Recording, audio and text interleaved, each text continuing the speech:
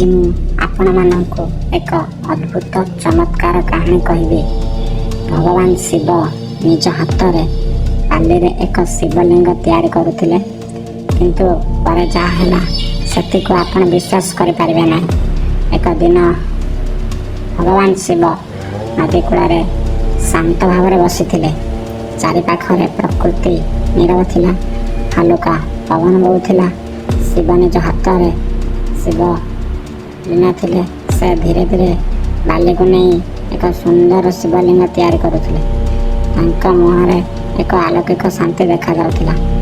ସେହି ସମୟରେ ମା ପାର୍ବତୀ ସେଠାକୁ ଆସିଲେ। ସେ ଏହି ଦୃଶ୍ୟ ଦେଖି ଆଶ୍ଚର୍ଯ୍ୟ ହୋଇଗଲେ। ମା ପାର୍ବତୀ ପଚାରିଲେ, ପ୍ରଭୁ, ଆପଣ ବାଲିରେ ଏହି ଶିବଲିଙ୍ଗ କାହିଁକି ତିଆରି କରୁଛନ୍ତି? ଭଗବାନ ଶିବ ହସି କହିଲେ, ଏହା କେବଳ ବାଲି ନୁହେଁ, ଏହା ଭକ୍ତିର ପ୍ରତୀକ। ଯେଉଁଠି ମନ ସତ୍ୟ ସେଠି ମୁଁ ରହେ। ଏହି କଥା ଶୁଣି ମା ପାର୍ବତୀ ଚିନ୍ତାରେ ପଡ଼ିଗଲେ। ହଠାତ୍ ସେଠାରେ ଏକ ଅଦ୍ଭୁତ ଘଟଣା ଘଟିଲା।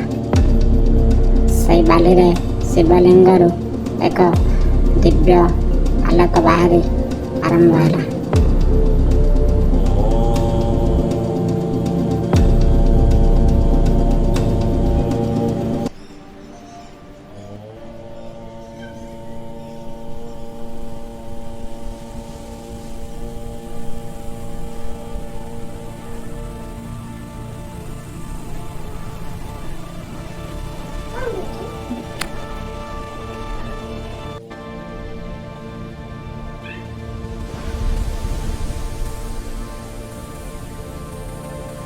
ଧୀରେ ଧୀରେ ସେହି ଆଲୋକ ଚାରିପାଖକୁ ପ୍ରସାରିତ ହେଲା।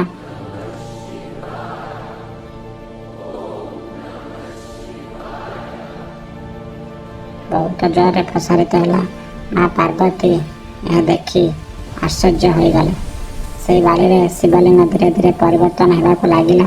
ବାଲିରୁ ପଥରର ଏକ ଦିବ୍ୟ ରୂପ ଏବଂ କିଛି ମୁହୂର୍ତ୍ତରେ ସେଠାରେ ଏକ ସୁନ୍ଦର ମନ୍ଦିର ତିଆରି ହେଲା। ସେହି ସ୍ଥାନ ଏକ ପବିତ୍ର ଧାମ ହୋଇଗଲା। ଲୋକମାନେ ସେଠାକୁ ଆସି ପ୍ରାର୍ଥନା କରିବାକୁ ଲାଗିଲେ। ମା ପାର୍ବତୀ ବୁଝିଗଲେ, ଭକ୍ତିରେ ଅସୀମ ଶକ୍ତି ଅଛି। ଭଗବାନ ଶିବ କହିଲେ, ଯେଉଁଠି ଭକ୍ତି ସତ୍ୟ ସେଠି ମୁଁ ସଦା ରହେ। ବନ୍ଧୁମାନେ, ଏହି କାହାଣୀ ଆମକୁ ଏକ ବଡ଼ ଶିକ୍ଷା ଦେଉଛି।